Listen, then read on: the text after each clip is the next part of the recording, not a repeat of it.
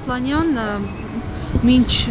դատականիստին անդրադառնալը, այս թիմ ընտրությունների շուրջ իշխանությունների լարվածությանը, ջղաձգումներին, խնդրեմ անդրադառնաք, նաև ձեր փորձով ինչ սպասել Գյումրիում։ Կներեք, նույն իրավական, բարոյական, քաղաքական այս խառնի ճաղանջությունն ու վակխանալյան տիրում էր նաև 21 թվականի վանաձորյան ընտրություններից առաջ եւ այդ նախընտրական փուլում, հետեւաբար մեր քաղաքական ուժերը կամ անհատները քաղաքական ուժերի հետ հանդես եկող պիտի ուղղակի կենտրոնանան Գյումրու խնդիրների վրա, Գյումրու քաղաքացիների հետ աշխատեն եւ ուշադրություն չդարձնեն, թե ինչ մտքեր են հնչում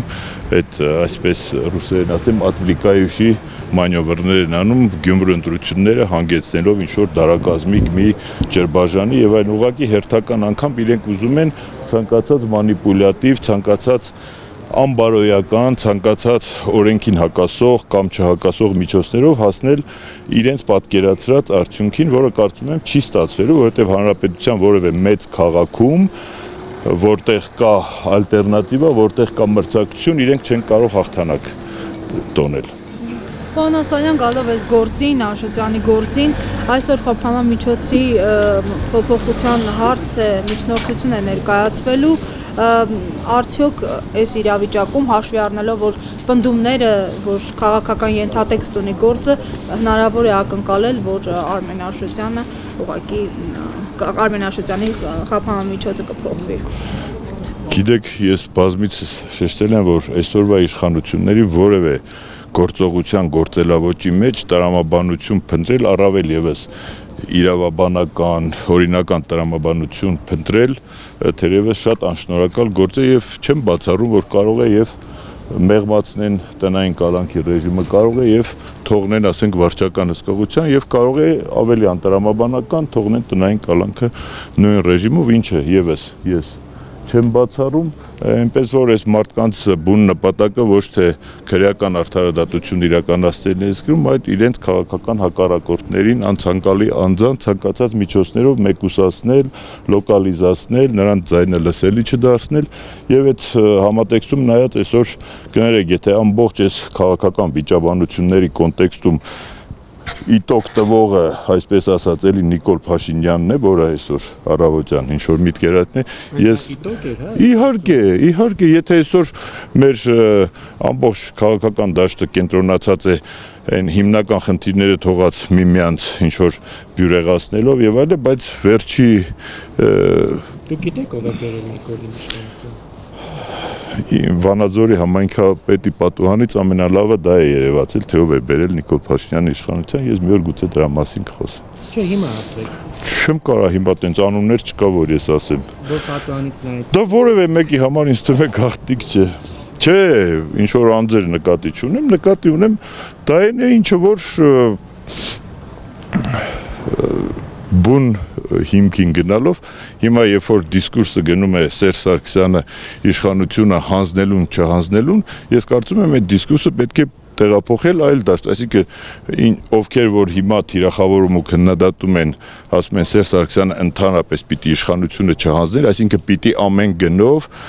պետականության համար պիտի պահեր, եթե այդպես է, ապա այսօրվա քննադատողների մեծ մասը պիտի այդ հարցը չբարձրացնեն, իսկ եթե գալիս ենք հարցի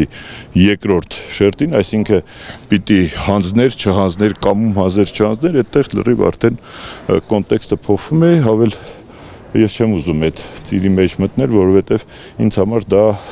թեկուզ եւ կան խոսակցություններ, թեկուզ եւ այսօր ասում են, որ դաշտում պիտի որոշակի տարանջատում լինի, բյուրեղացում լինի, ես դրան ամենևին դեմ չեմ, եթե քաղաքական խոսույթի, քաղաքական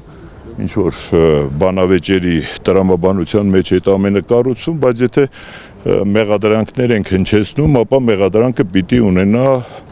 ուղղվածություն, մենք քրեական մեղադրանք ենք հնչեցնում, բարոյական, քաղաքական, թե պատմական։ Ես կարծում եմ, որ ստատուսներ գրողները պատմություն գրողներին չեն կարող քննադատել ստատուս գրելով, եթե քրեական մեղադրանք ենք հնչեցնում, ապա այսօր մեր երկրում քրեական մեղադրանքների փայլուն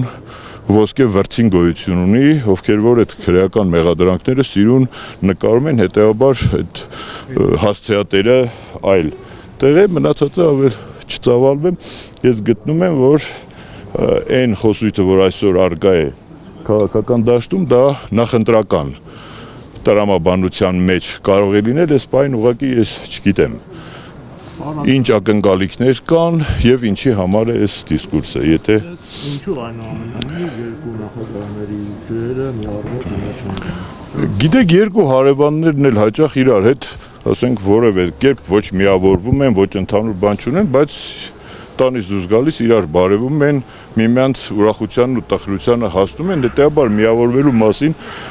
խոսք չկա, իսկ թե ինչու չի նույն հարվով գնում, դրանք է տարբեր ժամանակաշրջաններում, տարբեր բամբասանքների եւ այլն տեսքով եղել են, այսօր ուղղակի երևի թե հասունացել է, դրա մասին բարձրաձայն են խոսում, բայց ես կուզեի, որ այդ խոսույթը լիներ քաղաքական դիսկուրսի շրջանակներում, որովհետև ելի եմ ասում, քաղաքական տրամադրություններն ու քաղաքական շահերը կարող են շատ արագ փոփոխվել, բայց մարդկային հարաբերությունները ավելի կայուն, ավելի երկարատև կյանքի համար են նախատեսված եւ այդ խոսույթի եւ այդ բանավեճի շրջանակներում մենք ձգտելով առավելագույնին չկորցնենք, գոնե լավը չկորցնենք առողջ։ Իսկ այսօր ըստ ձեզ որ հարցն ավելի կարևորով վերես Նիկոլ Փաշինյանին, թե ինչպես նրան հեռացնել։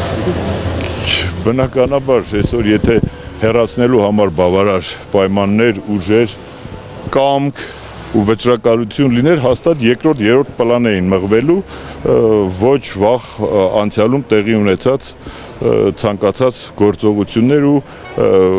հասարակության էներգետիկան, քաղաքական ուժերի էներգետիկան կենտրոնանալու էր ավելի լուրջ, ավելի օրակարգային լուրջ փոփոխությունների վրա միտված ապագային, իսկ հետո